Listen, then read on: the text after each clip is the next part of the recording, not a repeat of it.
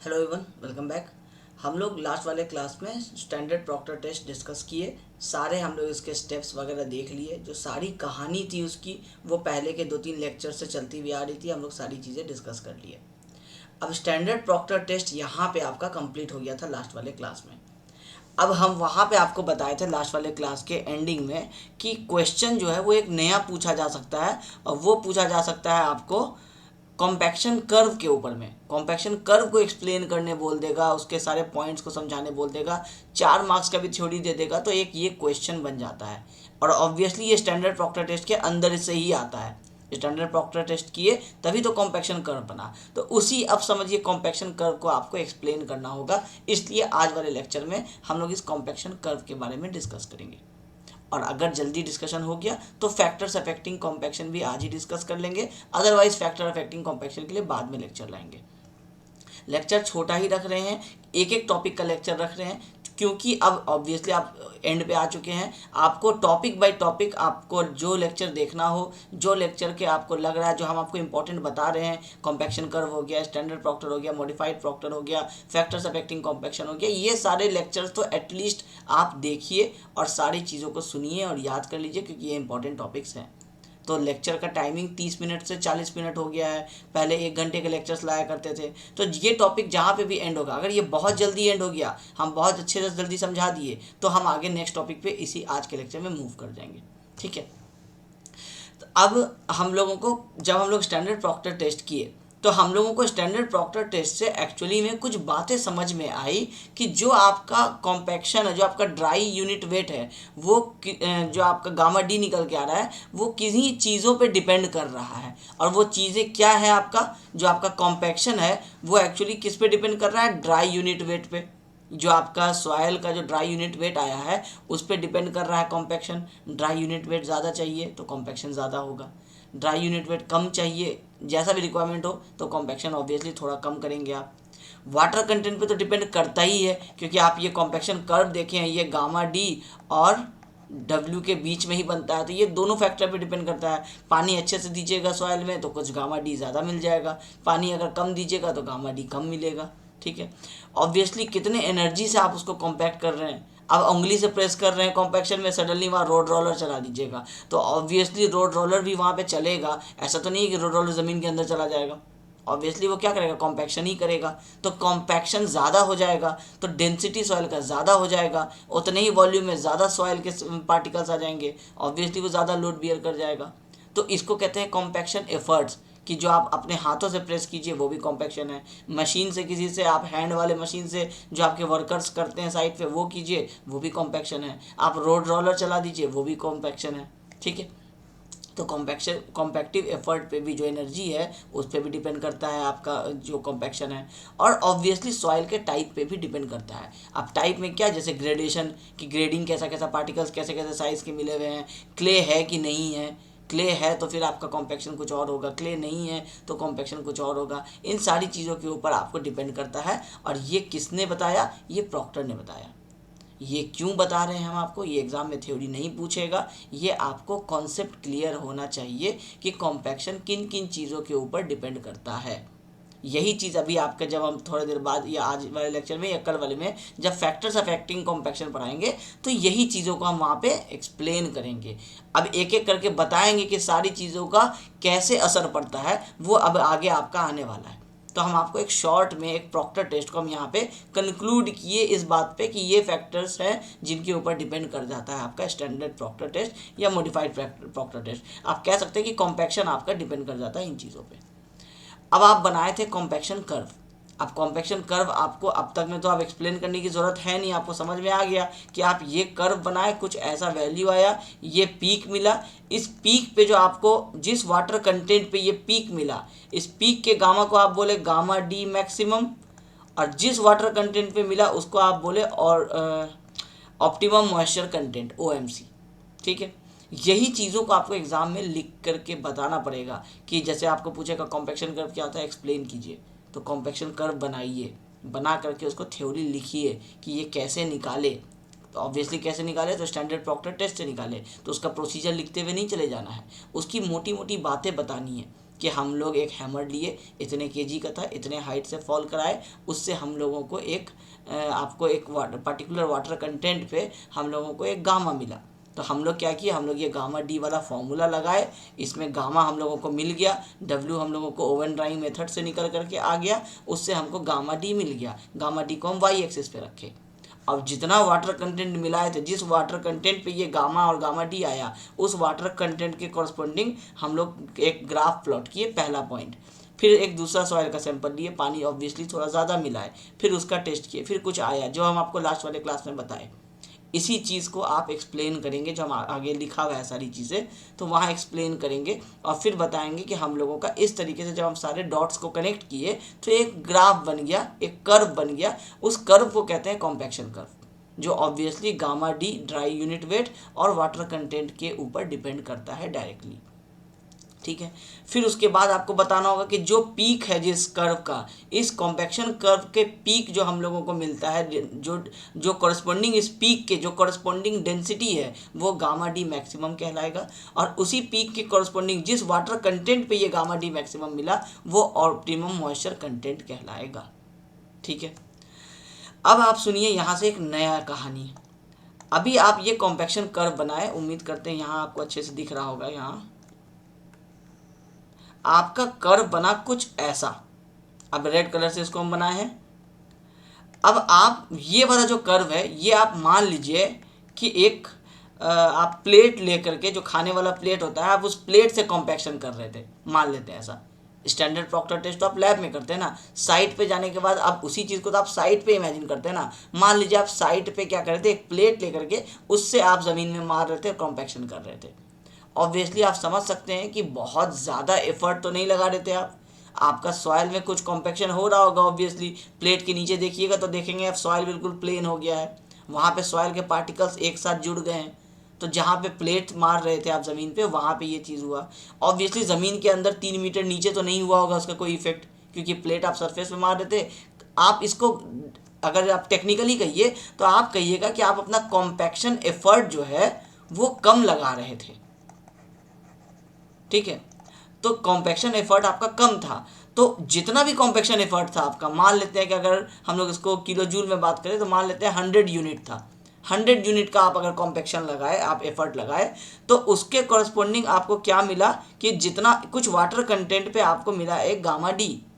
अब ये जो प्लेट से आप कर रहे थे कॉम्पैक्शन, तो इसी में आप क्या किए, पानी और बढ़ा दिए, तो इसी प्लेट वाले कॉम्पैक्शन से ये एक वैल्यू मिल गया, इसी में से ये एक वैल्यू मिल गया। ठीक है, अब आपको सडनली मन किया कि नहीं, प्लेट से नहीं करते, रोड रोलर उठा के ले आते हैं। अब ऑब्वियसली आप इमेजिन कर सकते हैं कि अगर जहाँ पे प्लेट से कॉम्पैक्शन कर रहे थे, जहाँ पे आप रोड रोलर से कॉम्पैक्शन कीजिएगा, तो जो सॉइल था, अगर ये आपका ये सरफेस है, सॉइल का टॉप सरफेस है, तो ये वाला अगर आप इस सॉइल की बात कर रहे थे और इसको अगर हम बोल देते हैं कि ये हाइट 1 मीटर है और ये वाला लेंथ और विड्थ जो है वो 1 मीटर बाई 1 मीटर था प्लान में, तो आपको टोटल 1 मीटर क्यूब में क्या है, मान लीजिए आपका 200 केजी सॉइल था। अब आप ये प्लेट से जब कर रहे थे तब था, या 200 किलो न्यूटन लिख देते हैं, तो 200 किलो न्यूटन हर मीटर क्यूब एक सॉइल पे आपको एक वॉल्यूम में 200 किलो न्यूटन आपका वेट था। तो W बाई वी जो है वो कितना था आपका, 200 बाई 1 था। आप डिसाइड किए कि हम रोड रोलर ले आते हैं। अब रोड रोलर ला के जब आप कॉम्पैक्ट कीजिएगा तो इसी वॉल्यूम में 1 मीटर क्यूब में ये ऑब्वियसली क्या होगा, ज़्यादा सैंड के पार्टिकल, ज़्यादा सॉइल के पार्टिकल्स आ जाएंगे। हो सकता है वो 400 हो जाएगा वेट, वॉल्यूम तो वही रहेगा। तो ऑब्वियसली आपको गामा डी क्या हो गया, बढ़ के मिल गया। और जब आप प्लेट से कॉम्पैक्शन कर रहे थे तो हो सकता है आपको 1 लीटर 2 लीटर या 5 लीटर पानी की रिक्वायरमेंट हो रही थी।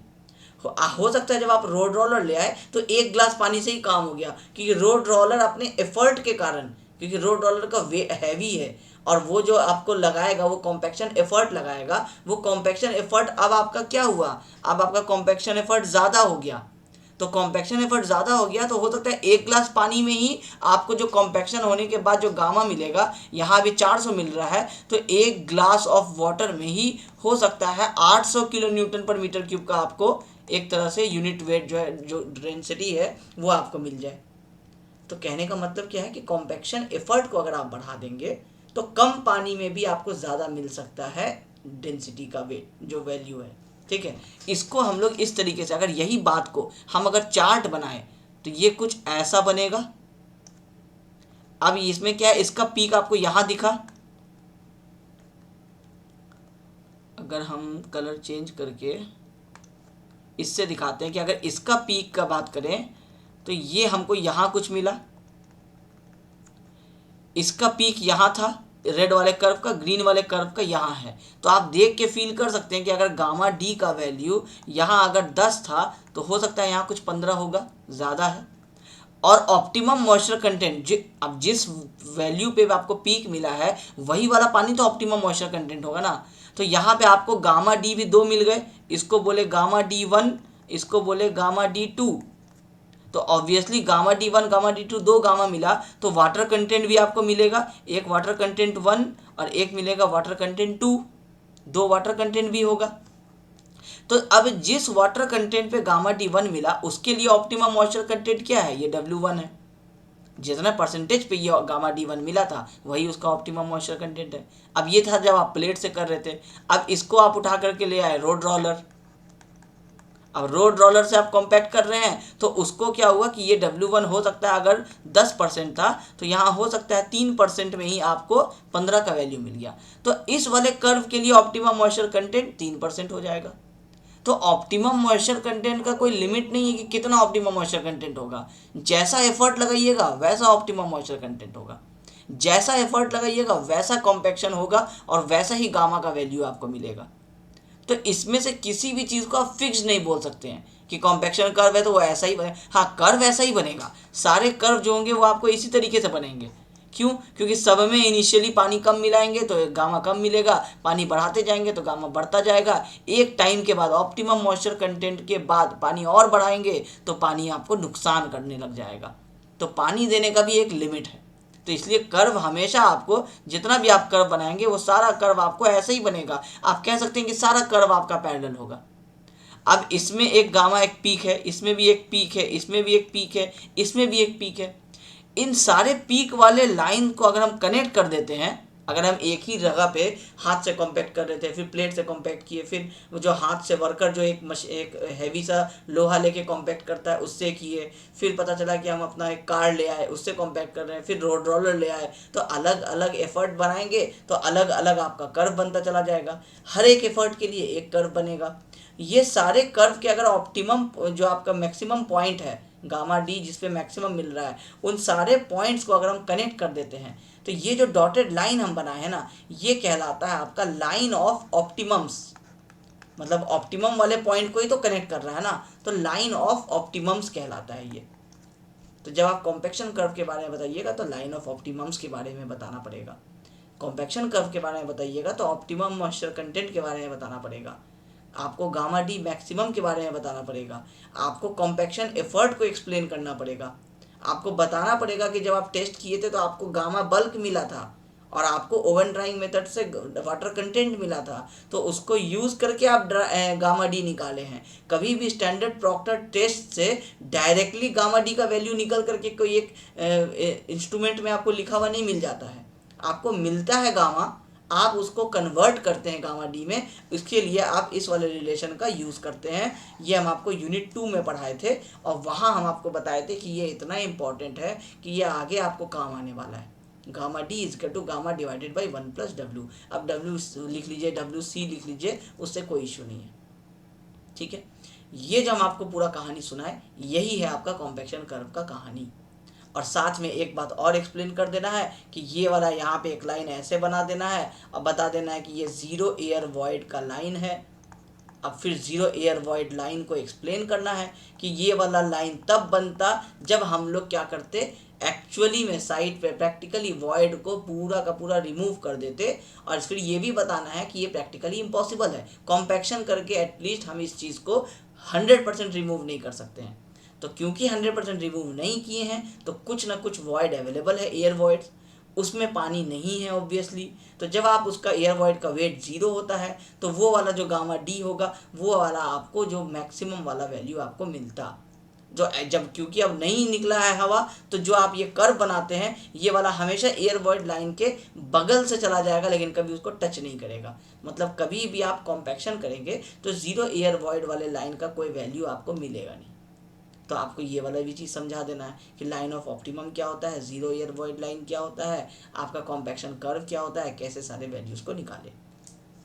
अब हम आपको जितनी चीज़ अभी हम आपको एक्सप्लेन किए, ये सारा कहानी था जो आपको समझ में आना चाहिए था। अब वो सारी चीज़ें यहाँ नोट्स में आपको एज इट इज लिखी भी हैं। The compaction curve is relationship between a soil water content and dry unit wait. Water content और गामा डी के बीच का ये रिलेशन है, बहुत आसान है, कोई डिफिकल्ट चीज़ नहीं है। Soil sample was computed at different water content. अलग अलग वाटर कंटेंट पे हम लोग क्या किए थे, टेस्ट किए थे, और हम लोगों का सिलेंडर का वॉल्यूम था 1000 सेंटीमीटर क्यूब, और ड्राई यूनिट वेट हम लोग ऑब्टेन किए थे इस वाले फॉर्मूला से। यही चीज़ हम आपको एक्सप्लेन किए थे। Compaction curve is plotted between the water content as abscissa. Abscissa मतलब एक्स एक्सिस। ऐसे याद अगर नहीं रहता है इनके तो ऐसे याद कर लीजिए, वाटर कंटेंट एब्सिसा है, एब्सिसा ए से शुरू होता है, ऐसे ही एक्स भी आप बोलते हैं तो दोनों का प्रोनाउंसिएशन एक जैसा लगता है, तो वैसे ही याद कर लीजिए एब्सिसा मतलब एक्स एक्सिस, और आपका ऑर्डिनेट जो होता है वो होता है आपका वाई एक्सिस। तो एक्स एक्सिस में वाटर कंटेंट रखेंगे, नहीं लिखना है एब्सिसा ऑर्डिनेट, लिख दीजिए water content as x axis and dry density as y axis. मतलब वाई एक्सिस में ड्राई डेंसिटी, एक्स एक्सिस में वाटर कंटेंट। यही हम लोग अभी तक बनाए थे। यही है आपका वो कर्व जिसको हम कॉम्पैक्शन कर्व बोल रहे हैं। यही वैल्यूज़ आप 6 ले लीजिए, 8 ले लीजिए, 10 ले लीजिए, यही वाला कर्व आपका हमेशा बनेगा। वाई एक्सिस में बता दिए ड्राई यूनिट वेट रहेगा, एक्स एक्सिस में वाटर कंटेंट रहेगा। It is observed that the dry density increases with an increase in water content till the maximum density is attained. Gamma D जो है ये observe किया गया कि पानी बढ़ाने से, वाटर कंटेंट बढ़ाने से गामा डी बढ़ता चला जाता है, लेकिन कब तक, जब तक मैक्सिमम डेंसिटी उसको मिलता है तभी तक। उसके बाद पानी बढ़ाने से फिर मैक्सिमम डेंसिटी घटने लग जाता है। With further increase in water content the dry density decreases. इसीलिए कर्व हमेशा ऐसा रिवर्स कर्व के जैसा बनेगा। तो कोई बहुत डिफिकल्ट नहीं है ये चीज़ को याद रखना, ठीक है। उसके बाद अब ऑप्टिमम मॉइस्चर कंटेंट। अब इसी कर्व को आप पहले ये कर्व बनाए, अब इसी कर्व में आप क्या किए, इस points co dot dot line दे करके आप दिखा दिए। अब आप दो वैल्यूज़ बता दिए, गामा डी मैक्स बता दिए और ऑप्टिमम मॉइस्चर कंटेंट बता दिए। तो गामा डी मैक्स तो मैक्सिमम ड्राई यूनिट वेट हो गया। अब ऑप्टिमम मॉइस्चर कंटेंट आप जैसे ही OMC लिखे अपने चार्ट में, अपने कर्व में, तो आपको लिखना पड़ेगा फिर कि OMC होता क्या है। एग्जामिनर ऐसा मान के चलता है कि उसको कुछ भी नहीं पता है, आप जो लिखेंगे वो उसी को पढ़ेगा, उसी को समझेगा, उसी पे मार्क्स देगा। तो आप जैसे ही कर्व में OMC लिखते हैं तो आपको बताना पड़ेगा OMC क्या है। तो ऑप्टिमम मॉइस्चर कंटेंट है, क्या है, the water content corresponding to maximum dry unit weight is called optimum moisture water content, optimum moisture content. जिस गामा डी मैक्सिमम जिस पॉइंट पे मिला, उस पॉइंट, वो जो गामा डी मिला वो जिस वाटर कंटेंट पे मिला, वो वाटर कंटेंट मेरा ऑप्टिमम मॉइस्चर कंटेंट होगा। ऐसा नहीं कि किसी एक वाटर कंटेंट पे जो मैक्सिमम गामा डी मिल रहा है तो उसको हम लोग ऑप्टिमम बोल देंगे कि गामा डी, ये ऐसा नहीं है। आप एक कर्व बनाए तो आपको पीक मिला। अब बताए थे लास्ट क्लास में कि डिस्टिंक्ट पीक मिलेगा, मतलब विजिबल पीक मिलेगा। विजिबल पीक मिलेगा तो एक स्केल से आप लाइन ड्रॉ करेंगे तो गामा डी मैक्स मिल जाएगा। अब सवाल ये बनेगा तो ये गामा डी मैक्स कितने वाटर कंटेंट पे आया, तो लाइन को नीचे ड्रॉ करेंगे। पहले बनाएंगे इस वाले लाइन को, सेकेंड में बनाएंगे इस वाले लाइन को। तो जिस वाटर कंटेंट में वो गामा डी मैक्सिमम मिला वो मेरा ऑप्टिमम मॉइस्चर कंटेंट है। The water content corresponding to maximum dry unit weight is called optimum moisture content. Note that the maximum dry unit weight is only a maximum for a specific compactive effort and method of compaction. ये याद रखिए, ये note कर लीजिए कि ये जो आप गामा डी मैक्स निकाले हैं ये उस सॉइल का सबसे ज़्यादा गामा डी मैक्स नहीं है, ये उस सॉइल का वो गामा डी मैक्स है जो उस कॉम्पैक्शन के हिसाब से आपका निकल के आया है। अगर आप प्लेट से ही सोचेंगे कि पीट करके आप ज़मीन को आप कॉम्पैक्शन करेंगे तो उससे जो गामा डी मैक्स मिलेगा वो इससे ज़्यादा आपका नहीं मिलेगा, इस वाले गामा डी मैक्स से ज़्यादा नहीं मिलेगा। लेकिन अगर आप रोड रोलर उठा के ले आएंगे, उससे कॉम्पैक्ट करेंगे, तो ऑब्वियसली गामा डी मैक्स फिर उसके लिए दूसरा होगा। यही इस लाइन के कहने का मतलब है कि ये ध्यान रखना है कि गामा डी मैक्सिमम इस सॉइल का आखिरी गामा डी मैक्सिमम नहीं है। कॉम्पैक्टिव एफर्ट चेंज कीजिएगा तो गामा डी मैक्स चेंज हो जाएगा। कम कॉम्पैक्शन लगाइएगा तो कम गामा मिलेगा, ज़्यादा कॉम्पैक्शन लगाइएगा तो ज़्यादा गामा मिलेगा, ठीक है। इसके बाद आपका ऑप्टिमम मॉइस्चर कंटेंट को अब थोड़ा सा और एक्सप्लेन कीजिए। जैसे अभी हम आपको बोले कि ज़्यादा एफर्ट लगाएंगे तो ज़्यादा गामा डी मैक्सिमम मिलेगा, लेकिन जब भी ज़्यादा गामा डी मैक्सिमम मिलेगा, ज़्यादा एफर्ट लगाएंगे तो पानी का रिक्वायरमेंट कम हो जाएगा। फिर उतना ही पानी पे आपको ज़रूरी नहीं है कि उतना पानी देना पड़ेगा, फिर कम पानी में ही आपको एफर्ट हो जाएगा। तो इसी को हम लोग क्या किए, दो चार्ट बनाए। एक ये वाला चार्ट है जो पहले आप किए, उसके बाद आप क्या किए, पानी को बढ़ा दिए। पानी को बढ़ा दिए तो फिर आपको दूसरा वाला ये गामा डी ज़्यादा मिला तो पानी का रिक्वायरमेंट कम हो गया। आप देख के समझ सकते हैं कि OMC1 is less than OMC2। किसी को भी कोई भी नाम दे दीजिए, इसको 2 बोले इसलिए इसको 2 बोले, इसको 1 बोले इसलिए इसको 1 बोले। कम ज़्यादा से 1 2 नहीं देखना है, जो नाम दिए बस उससे देखिए कि OMC1 कम है, OMC1 के कॉरस्पॉन्डिंग गामा डी मैक्सिमम क्या है, सबसे ज़्यादा वाला है। तो जो जैसे ही कॉम्पैक्शन का एफर्ट बढ़ाएंगे मेरा वाटर कंटेंट का रिक्वायरमेंट कम हो जाएगा। यही चीज़ यहाँ लिखा हुआ है। Each compactive effort for a given soil has its own ordinary optimum moisture content. हर एक कॉम्पैक्शन एफर्ट का अपना OMC पॉइंट आपको मिलेगा। As the compactive effort is increase, जैसे जैसे कॉम्पैक्टिव एफर्ट को आप बढ़ाते हैं the maximum density generally increases and the optimum moisture content decreases. जो हम आपको बताए कि ज़्यादा कॉम्पैक्शन लगाइएगा तो OMC आपको कम हो जाएगा और गामा डी मैक्सिमम आपको बढ़ जाएगा। इसी के साथ साथ हम आपको बताएं कि जीरो एयर वॉइड लाइन होता है, सैचुरेशन लाइन जिसको हम लोग बोलते हैं। क्या होता है कि अगर हम लोगों का वॉइड को हम लोग ज़ीरो कर दें, एयर वॉइड को ज़ीरो कर दें, पूरे वॉइड्स को पानी से भर दें और फिर उसके बाद उसमें कॉम्पैक्शन करें, तो जो गामा डी निकल करके आता वो आपका सबसे बेस्ट निकल करके आता, जो कि ऑब्वियसली आप सॉइल को कॉम्पैक्शन से कभी भी एयर वॉइड्स को ज़ीरो नहीं कर सकते हैं। आप 99% निकाल सकते हैं, 1% रह जाएगा। 1% रह जाएगा इसका मतलब है उसमें पानी नहीं है, हवा है। हवा है तो ऑब्वियसली उसका वेट कम है, ऑब्वियसली गामा डी जो आपको मिलेगा वो कम मिलेगा। तो वो कम किस में मिलेगा, वो इस चार्ट में मिलेगा। तो ये चार्ट और जीरो एयर वॉइड का लाइन कभी इंटरसेक्ट नहीं होगा। जब भी एग्जाम में आप डायग्राम बनाएंगे इस बात का ध्यान रखना है कि जीरो एयर वॉइड का लाइन आपके इस वाले कर्व को कभी भी इंटरसेक्ट नहीं करेगा।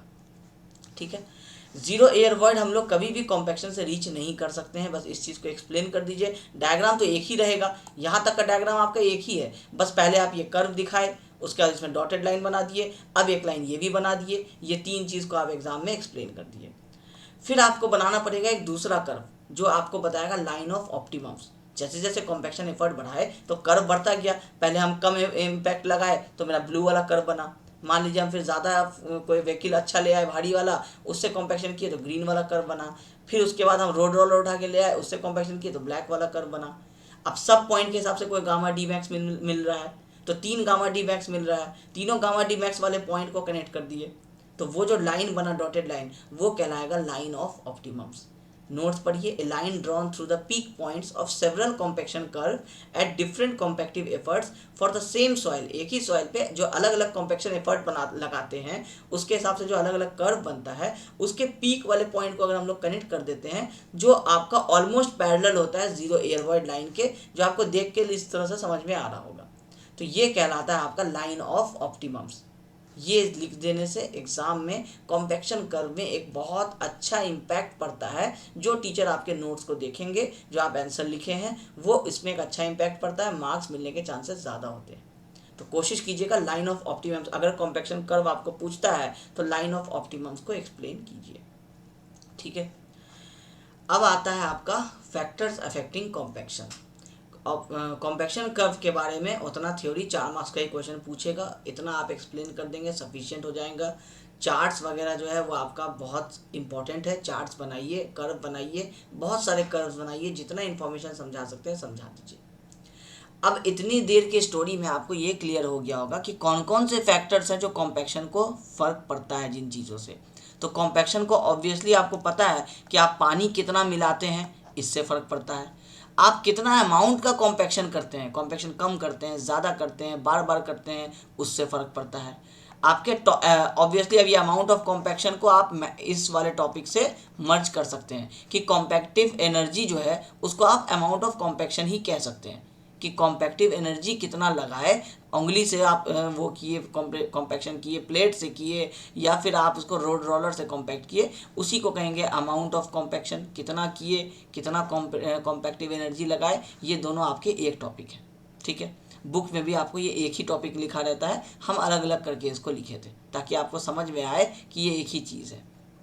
वाटर कंटेंट पे डिपेंड करता है, कितना कॉम्पैक्शन करते हैं, किस चीज़ से कॉम्पैक्शन करते हैं उस पर डिपेंड करता है, सॉइल का टाइप कैसा है उस पर डिपेंड करता है, किस कौन से मेथड से कॉम्पैक्शन किए। हम लोग कॉम्पैक्शन किए बाय हैंड, हम लोग कॉम्पैक्शन किए बाय व्हीकल, या हम लोग कॉम्पैक्शन किए नीडिंग से, या हम लोग कॉम्पैक्शन किए टैंपिंग से।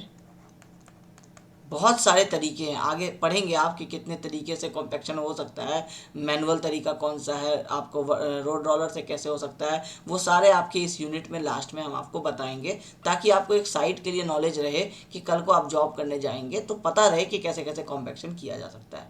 ठीक है, उस पर कोई बहुत ज़्यादा क्वेश्चन नहीं आएगा आपका, लेकिन आपको पता होना चाहिए। तो मेथड ऑफ कॉम्पैक्शन के ऊपर में आपको ये डिपेंड करता है, और ऑब्वियसली एडमिक्सचर्स के ऊपर भी डिपेंड करता है। एडमिक्सचर्स क्या करेगा, एयर वॉइड्स को कम करने में, बढ़ाने में आपको हेल्प करेगा।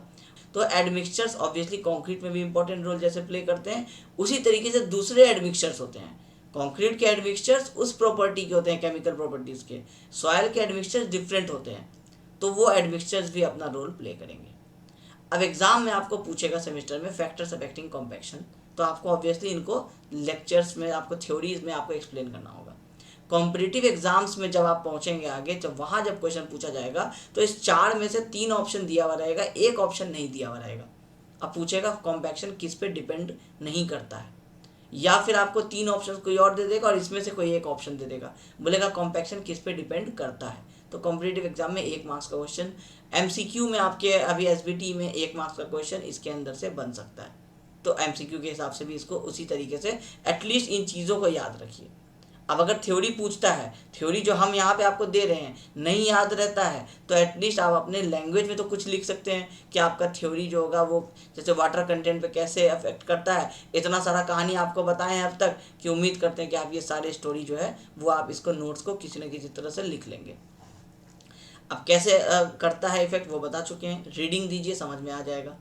As water is added to a soil at low moisture content, it acts as a softening agent। जब कम पानी मिलाते हैं तो वो क्या करता है, वो बस हार्ड सॉइल को थोड़ा सॉफ्ट बनाता है, थोड़ा on the soil particles and become easier for the particles to move past one another during the application of the compacting forces. As the soil compacts, the voids are reduced and this causes the dry unit weight or dry density to increase। पानी थोड़ा मिलाते हैं तो इस तरीके से हम लोगों का सॉइल के लेयर्स एक साथ पास पास आ जाते हैं और कॉम्पैक्शन ज़्यादा होने में हेल्प होता है। और जैसे जैसे आप इसको कॉम्पैक्शन करते हैं तो एयर वॉइड्स निकलता चला जाता है, निकलता चला जाता है, तो आपका गामा डी जो है वो आपका बढ़ बढ़ के आपको मिलने लग जाता है। ये है ओवरऑल कहानी। अब वाटर कंटेंट अगर ऑप्टिमम मॉइस्चर कंटेंट से कम है तो ऑब्वियसली ये आपको बहुत हेल्प नहीं करेगा। As the water content increases the particles develop larger and larger water films around them. Particle ऐसे हैं तो इसके चारों तरफ आपको पानी का एक लेयर, एक एक पार्टिकल्स के चारों तरफ पानी का लेयर बनना शुरू हो जाता है जैसे जैसे आप पानी डालते हैं, क्योंकि ये सूखा हुआ था पहले। अब आप उसको पानी डालें तो वो पानी क्या कर रहा है कि ये सारे पार्टिकल्स पहले खुद को गीला कर रहे हैं ना, पहले खुद नहाएंगे उसके बाद ही पानी दूसरे को देंगे। तो ये हो रहा है इन सॉयल पार्टिकल्स के साथ कि पहले पार्टिकल्स जो है पानी को अपने ऊपर एब्जॉर्ब कर ले रहे हैं। इसको हम लोग बोलते हैं वाटर फिल्म्स, इस चीज़ को। तो पार्टिकल्स क्या कर रहे हैं, वाटर फिल्म्स बना ले रहे हैं अपने चारों तरफ, which tends to lubricate the particles. अब इससे क्या हो रहा है कि लुब्रिकेट तो हो जा रहा है आपका particles, and make them easier to be moved about and reoriented into a denser configuration. अब लुब्रिकेट हो जाने की वजह से क्या हो रहा है कि ये स्लिप करते करते लुब्रिकेट पानी के जैसा, सारा सॉइल में पानी मिल गया तो एक तरह से अब पानी अपना काम कर रहा है, तो अब एक तरह से लुब्रिकेट कर दिया है। अब आप इसमें कॉम्पैक्शन किए तो ऑब्वियसली क्या हुआ, आपको कॉम्पैक्शन अच्छा हुआ, कॉम्पैक्शन में आपको हेल्प मिला। अब क्योंकि पानी आप क्या किए थे, ऑप्टिमम मॉइस्चर कंटेंट से भी कम डाले थे, तो जैसे जैसे आप पानी मिला रहे हैं पानी और हेल्प करते जा रहा है और आपको ये वाटर के फिल्म्स बनाते चला जा रहा है। अब एक पॉइंट ऐसा आया जिसके बाद अगर आप पानी मिलाए तो गड़बड़ी हो जाएगी। ऑब्वियसली वो पॉइंट को क्या बोलेंगे, ऑप्टिमम मॉइस्चर कंटेंट। उसके करस्पॉन्डिंग जो आपको मिलेगा, आपको जो गामा डी, वो हो जाएगा आपका गामा डी मैक्सिमम। अब जैसे ही आप पानी और एक्स्ट्रा मिलाएंगे तो अब क्योंकि वाटर का फिल्म तो आपका कंप्लीट हो चुका है, जो आपका ये सॉयल पार्टिकल्स है इसके ऊपर एक फिल्म बन गया, इसके ऊपर एक फिल्म बन गया, सबके ऊपर एक एक फिल्म बनी के लिए जितना पानी चाहिए था उतना मिल गया। अब आप क्या किए, और 1 लीटर पानी मिला दिए। अब वो पानी क्या कर रहा है, अब वो पानी आपके वॉइड्स में जाके, जैसे यहाँ ऐसे इस तरीके से सॉइल था, इसमें एक ये वॉइड था, बाकी आपका पूरा सॉइल था, तो इसके अंदर जाके पानी क्या किया, इसके अंदर जाके भर गया। अब ये भर गया तो क्या किया, ये रिप्लेस कर दिया, सॉइल को वाटर से रिप्लेस कर दिया। अब सॉइल का यूनिट वेट कुछ 12 से लेकर के 18-20 के बीच में होता है, और पानी का यूनिट वेट आपको पता है 9.81 है, जिसको राउंड फिगर में हम लोग 10 किलोमीटर लेके चलते हैं वैल्यू। तो ऑब्वियसली ये सॉइल का यूनिट वेट ज़्यादा है पानी से, तो पानी रिप्लेस कर दिया सॉइल को, तो अब आपको हेल्प तो मिला नहीं। तो जब आप ऑप्टिमम मॉइस्चर कंटेंट से ज़्यादा पानी मिला दिए, तो वो पानी आपको फ़ायदा करने के बदले नुकसान करने लग गया। ये जो इतनी देर से हम आपको बता रहे थे फ़ायदा और नुकसान, ये क्या किया, वाटर फिल्म बनाने में जितना पानी चाहिए था वो ऑप्टिमम मॉइस्चर कंटेंट के पहले था। जब ऑप्टिमम मॉइस्चर कंटेंट आ गया, इसका मतलब है पानी की रिक्वायरमेंट यहाँ पे ख़त्म हो गई। लेकिन अगर आप पानी और बढ़ा देते हैं तो आपका यूनिट वेट गिरने लग जाएगा। बस यही चीज़ है कि water content below OMC lubricate कर रहा था, at OMC maximum gamma d आपको दे रहा था, और इससे ज़्यादा बढ़ाना नहीं है। अगर बढ़ा दिए, अबोव कर दिए OMC के, तो water starts to replace soil particles in the mould and the dry unit weight starts to decrease. आखिर आप सोच रहे होंगे ना कि सर पानी बढ़ा दिए तो गामा डी गिर कैसे गया। इसलिए गिर गया क्योंकि आपके जो पानी है वो सॉइल के पार्टिकल्स को ही हटाने लग गया, तो ओवरऑल वेट आपका क्या हो गया, कम हो गया। वेट कम हो गया तो उसी वॉल्यूम में W/V में V कांस्टेंट है, वेट कम हो गया तो गामा आपका क्या हो गया, कम हो गया। ठीक है, तो ये रोल किसका है, वाटर कंटेंट का है। दूसरा सॉइल का टाइप। अब सॉइल टाइप, उसका ग्रेन का साइज, उसका शेप जो है वो किस तरीके का, एंगुलर है क्या, आपको राउंडेड है, कितना सॉइल है, अमाउंट है, कितना क्ले मिनरल्स उसके अंदर प्रेजेंट है, और उसका स्पेसिफिक ग्रेविटी सॉइल के सॉलिड्स का कितना है, इन सारी चीज़ों के ऊपर भी कॉम्पैक्शन डिपेंड करता है। ठीक है, have a great influence on the dry unit wait and optimum moisture content, impact करता है। कैसे करता है, uniformly graded sand, uniformly graded मतलब याद दिलाते फिर से कि जिसमें सारे पार्टिकल्स आपको एक बराबर साइज के थे। पुअरली ग्रेडेड क्या है, पुअरली ग्रेडेड या जो यूनिफॉर्मली ग्रेडेड है उसी को हम लोग क्या बोलते हैं, पुअरली ग्रेडेड बोलते हैं। तो यूनिफॉर्मली ग्रेडेड जो है वो डिफ़िकल्ट होता है कॉम्पैक्ट करना। क्यों, क्योंकि अब आप ये एक पार्टिकल्स है, यहाँ एक पार्टिकल्स है, अब आप इसको कॉम्पैक्ट कर रहे हैं, सारे एक ही साइज़ के हैं, तो बीच में ये वाले गैप्स जो हैं ये बने रह जाएंगे। बने रह जाएंगे तो क्या होगा, आपका गामा डी आपको कम मिलेगा, क्योंकि वॉइड ज़्यादा है, जितना ज़्यादा वॉइड रहेगा उतना गामा डी कम मिलेगा।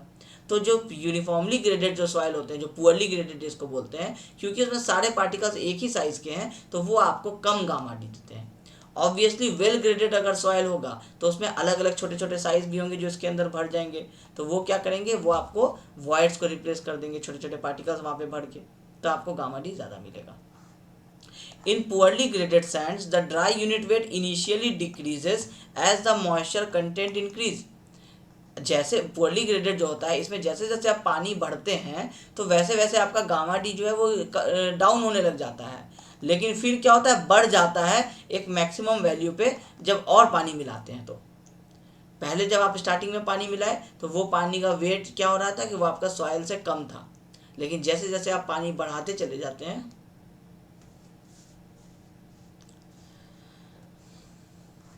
at lower moisture content, the capillary tension inhibits the tendency of the soil particles to move around and be compacted. जब पानी का कंटेंट कम रहता है तो कैपिलरी टेंशन, कैपिलरी टेंशन क्या है कि जो पानी जो है सॉइल के अंदर में, उसको सॉइल जो है वो अपनी तरफ अट्रैक्ट कर रहा है। अब पानी में अपना एक फोर्स लग रहा है, तो पानी में अपना एक फोर्स लग रहा है, तो पानी का जो वेट है वो आपको हेल्प नहीं कर रहा है, तो वो क्या करता है कि कैपिलरी टेंशन जो है वो रोकता है सॉइल पार्टिकल्स के मूव करने के टेंडेंसी को और कॉम्पैक्ट होने के टेंडेंसी को। तो कैपिलरी टेंशन ये जो वर्ड है ये आप फ्लूइड मैकेनिक्स में पढ़ते हैं इसके बारे में। तो कैपिलरी टेंशन आपको रोकता है पानी को इनिशियली जब आपका पानी कम रहता है। तो जो पुअरली ग्रेडेड वाले होते हैं ना, उसमें ये प्रॉब्लम ज़्यादा देखने को मिलता है। ठीक है, इसीलिए पुअरली ग्रेडेड वाले में इनिशियली पानी भरने से आपका गामा डी कम होते रहता है, लेकिन जैसे जैसे पानी और भरते चले जाते हैं फिर आपका गामा डी जो है वो बढ़ जाता है। ठीक है, तो सॉइल के टाइप के भी आपको क्या इफेक्ट पड़ता है ये समझ में आ गया। अब कॉम्पैक्टिव एफर्ट, ये फॉर्मूला जो आप देख रहे हैं ना, ये फॉर्मूला याद रखिएगा, ये आपको आज काम नहीं आएगा, ये आपको काम आएगा कॉम्पिटिटिव एग्जाम में। वहाँ पे इस फॉर्मूले से क्या करेगा, आपको एक क्वेश्चन देगा, अब पूछेगा कि कॉम्पैक्टिव एनर्जी कितना है, किलो जूल्स में आकर पूछ लेगा। आपको क्वेश्चन में बता देगा नंबर ऑफ ब्लोस, आपको बता देगा कितने लेयर्स थे सॉइल के, वेट ऑफ हैमर कितना था, हाइट ऑफ ड्रॉप कितना था, और वॉल्यूम बता देगा मोल्ड का। नहीं भी बताएगा तो 1000 सेंटीमीटर क्यूब होता है। और एग्जाम में, कॉम्पिटिटिव एग्जाम में, यहाँ तक कि एसएससी जेई में आपको ये चीज़ पूछेगा कि compactive energy in kilo joules कितना है। तो वो किन किन चीज़ों पे डिपेंड करता है कि कितने नंबर ऑफ ब्लोज लगा रहे हैं, कितने लेयर्स हैं आपके सॉइल में। ज़्यादा लेयर्स होंगे तो ज़्यादा अच्छा एनर्जी लगेगा, ज़्यादा अच्छा आपको सॉइल में गामा डी में आपको मिलेगा। वेट ऑफ हैमर क्या है, हाइट ऑफ ड्रॉप क्या है, इन 4 चीज़ों पे आपका डिपेंड करता है आपका कॉम्पैक्टिव एनर्जी। और ऑब्वियसली कॉम्पैक्टिव एफर्ट ज़्यादा लगाएंगे तो आपको कॉम्पैक्टिव एनर्जी ज़्यादा मिलेगा, क्योंकि आप ज़्यादा ब्लोज लगाएंगे, ज़्यादा लेयर्स होंगे, ज़्यादा हाइट से गिराएंगे तो ज़्यादा कॉम्पैक्टिव एनर्जी लगा रहे हैं ना, तो उससे आपको क्या होगा, एनर्जी ज़्यादा मिलता है। तो इस पे भी आपका डिपेंड करता है कॉम्पैक्शन। ठीक है, 3 चीज़ हो गया। और चौथा वही इसी चीज़ को और एक्सप्लेन कर लीजिए। Increase compactive effort enables greater dry unit weight. It can be seen from this figure that the compaction curve is not a unique soil characteristic. It depends on the compaction energy. जो आपका दो compaction curve यहाँ बना हुआ है, ऐसे ही एक और कॉम्पैक्शन कर्व बना देंगे। अगर और अच्छा कॉम्पैक्शन करेंगे तो ऐसे बन जाएगा, और अच्छा कॉम्पैक्शन करेंगे तो ऐसे बन जाएगा। तो ये जो इतने सारे कॉम्पैक्शन कर्व बन रहे हैं, ये जितना ज़्यादा आप एनर्जी लगाएंगे उतना ज़्यादा आपका कॉम्पैक्शन कर्व बनता चला जाएगा। ठीक है, तो यही है हाई, ये लो कॉम्पैक्टिव एफर्ट का कर्व है, ये हाई कॉम्पैक्टिव का है, ये उससे भी हाई, ये उससे भी हाई, ऐसे करके। तो कॉम्पैक्टिव एफर्ट के ऊपर भी ये डिपेंड करता है। और इसको एक्सप्लेन करना इतना हालांकि सफिशिएंट था, लेकिन फिर भी अब लिख दिए नोट्स में, क्योंकि कहीं पे कोई पॉइंट कम लिखिएगा तो कोई पॉइंट ज़्यादा लिख दीजिएगा। ओवरऑल नोट्स का लेंथ भी इंपॉर्टेंट एक फैक्टर होता है एसबीटी में, तो इस हिसाब से आपको नोट्स थोड़ा सा लेंथी एक्सप्लेन करके लिख दिया है। चीज़ें उम्मीद करते हैं आपको समझ में अब तक आई गई होंगी। For this reason, it is important when giving values of gamma D max and OMC to also specify the compaction procedure. मतलब जब भी आप बताइए कि गामा डी को एक टेस्ट किए और आप बताए गामा डी मैक्सिमम इतना है, आप बताए ऑप्टिमम मॉइस्चर कंटेंट इतना है, तो आपको साथ साथ ये भी बताना पड़ेगा कि कॉम्पैक्शन एफर्ट कैसा था, या आप कह सकते हैं ऐसे कि कॉम्पैक्टिव एनर्जी भी साथ साथ बताना पड़ेगा। क्योंकि कॉम्पैक्शन एफर्ट कैसा था ये थोड़ी बताएंगे कि रोड रोलर से किए थे, फिर बताएगा ना कि कितने टन का रोड रोलर था, तो आप बताएंगे कि कॉम्पैक्टिव एनर्जी कितना था। इसीलिए आप लास्ट वाले क्लास में देखेंगे जब हम स्टैंडर्ड प्रॉक्टर टेस्ट पढ़ाए तो आपको उसमें एनर्जी के बारे में बताए हुए थे कि कितना एनर्जी आपको रिक्वायर्ड होता है इसमें स्टैंडर्ड प्रॉक्टर टेस्ट में। वो वैल्यू आपको याद कर लेना है। क्यों याद कर लेना, वो बहुत इंपॉर्टेंट रोल प्ले करता है। आप उस एनर्जी पे गामा डी मैक्सिमम और ओएमसी बोल रहे हैं, एनर्जी बढ़ा देंगे तो गामा डी मैक्सिमम और ओएमसी बढ़ जाएगा, ओएमसी घटेगा, गामा डी मैक्सिमम बढ़ जाएगा। ये सारी चीज़ें जो हम बोल रहे हैं ना, ये आपको याद हो जानी चाहिए टिप पे, तभी आप फ्लुएंटली इन सारी चीज़ों को आंसर्स कर पाएंगे। ठीक है, for the preceding observation we can see that as the compaction effort is increased, the maximum dry unit weight of compaction also increases. As the compaction effort is increased, the optimum moisture content is decreased to some extent. ये कहना चाह रहा है कि ये chart को अगर देखेंगे तो जैसे जैसे हम लोग कॉम्पैक्शन एफर्ट बढ़ाए गामा डी मैक्स बढ़ गया, जैसे जैसे कॉम्पैक्शन एफर्ट बढ़ाए ओएमसी का रिक्वायरमेंट कम हो गया। यही चीज़ ये यहाँ पे आपको बताना चाह रहा है। तो यहाँ का तक का जो टॉपिक था ये था आपका फैक्टर्स अफेक्टिंग कॉम्पैक्शन। हम लोग आज 2 चीज़ डिस्कस कर लिए, आपका कॉम्पैक्शन कर्व डिस्कस कर लिए और फैक्टर्स अफेक्टिंग कॉम्पैक्शन डिस्कस कर लिए। उम्मीद करते हैं ये दोनों चीज़ें आपको अच्छे से समझ में आ गई होंगी। तो हम लोग मिलते हैं अब नेक्स्ट वाले क्लास में, कॉम्पैक्शन एफर्ट्स के नोट्स कंप्लीट करके आगे का लेक्चर वहाँ आपको डिस्कस करेंगे, और फिर उसी के साथ साथ मॉडिफाइड प्रॉक्टर टेस्ट भी डिस्कस कर देंगे। अब बहुत डिफिकल्ट नहीं होगा क्योंकि स्टैंडर्ड प्रॉक्टर टेस्ट डिस्कस कर चुके हैं। तो उम्मीद करते हैं आपको आगे भी सारी चीज़ें समझ में आ जाएंगी। Thank you.